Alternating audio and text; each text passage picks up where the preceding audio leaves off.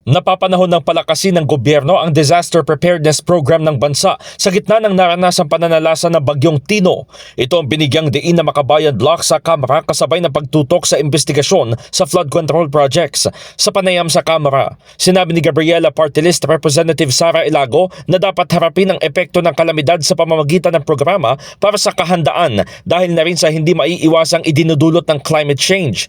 Kailangan anya maging handa ang mamamayan at alamin ang gagawin sa panahong nananalasa ang kalamidad gaya ng bagyo na karaniwang tumatama sa Pilipinas taon-taon, lalo't namiminsala ito ng buhay at kabuhayan.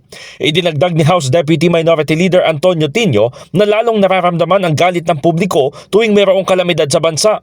Hanggang ngayon kasi ay wala pa umanong napapanagot sa maanumalyang flood control. Samantala, nanindigan na Makabayan na dapat nang madaliin ng pamahalaan ang ginagawang investigasyon sa issue at panagutin na ang mga sangkot, lalo't naghihintay na ng resulta ang taong bayan. In the heart of changing lives, ako si Brigada Haji Caaminio ng 105.1 Brigada News FM Manila, The Music and News Authority.